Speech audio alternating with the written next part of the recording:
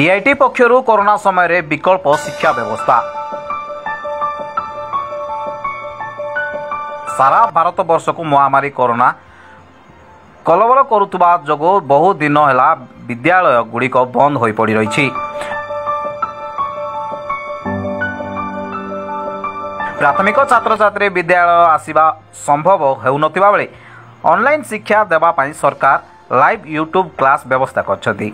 जिलार अनेक स्थान में मोबाइल नेटवर्क नहीं कि अभिभावक पाखे स्मार्टफोन नहीं। एभली परिस्थिति रे कोमलमती छात्र छात्री शिक्षा ग्रहण वंचित होबार आशंका थिबा बेले शिक्षक तालीम नौथुबा डीआईटी छात्र छात्री द्वारा विकल्प शिक्षादान नूतन आशा संचार करिछि।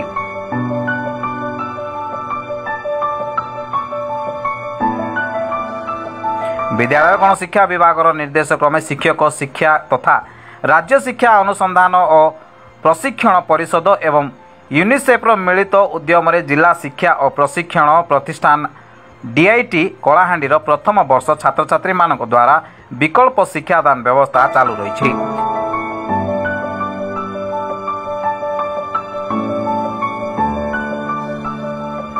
डीआईटी कलाहांडीर 188 जन और धर्मगढ़ प्राथमिक शिक्षक शिक्षा प्रतिष्ठान 184 जन छात्र छात्री को नहीं जिलार 13टी ब्लॉक रे ऑनलाइन रु वंचित छात्र छात्री निकट में शिक्षा पहुंचाइबा प्रयास जारी रही।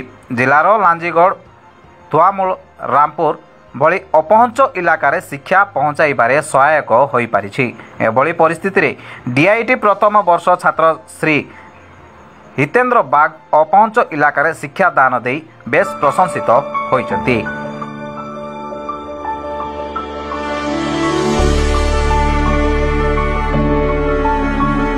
कलाहांडीर सुधीर कुमार गोपाल को रिपोर्ट सत्य न्यूज 24। आपण देखुछन्ती सत्य न्यूज 24।